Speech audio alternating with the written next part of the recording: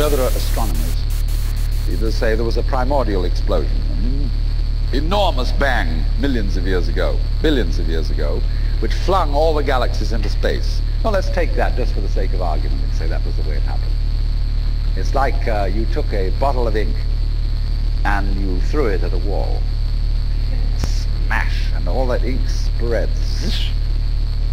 And in the middle, it's dense, isn't it? And as it gets out on the edge, the little droplets are finer and finer and make more complicated patterns. See? So in the same way, there was a big bang in the beginning of things, and it spread. And you and I, sitting here in this room, as complicated human beings, are way, way out on the fringe of that bang.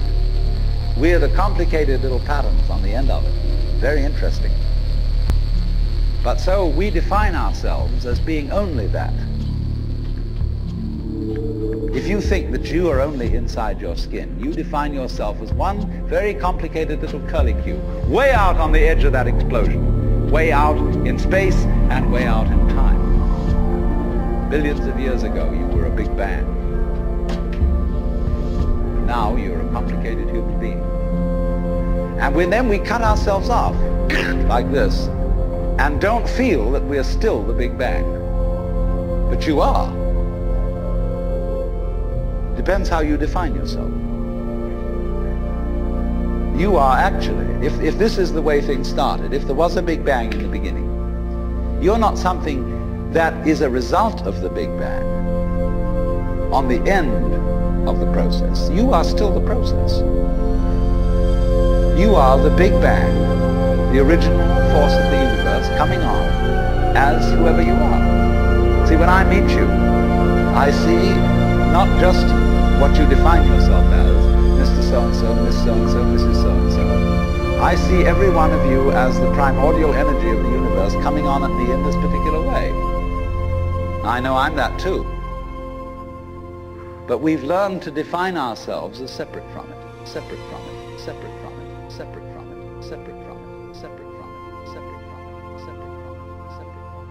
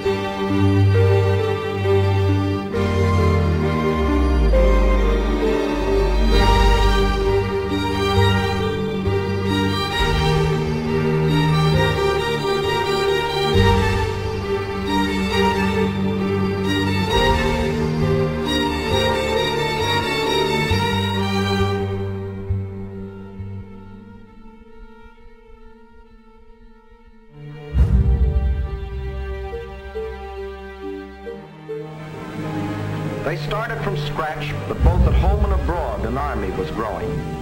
For not only Britain had declared war, Canada, Australia, New Zealand, South Africa, the whole British Commonwealth of Nations was also determined on victory over Hitlerism and all it stands for.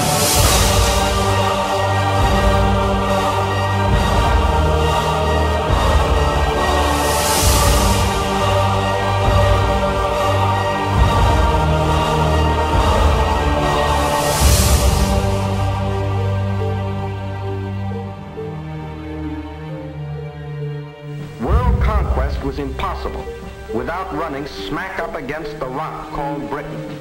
How to strike at that little island? That was the question. Between Britain and Germany stood not only France, but the little countries of Luxembourg, Belgium, Holland, Denmark, Norway,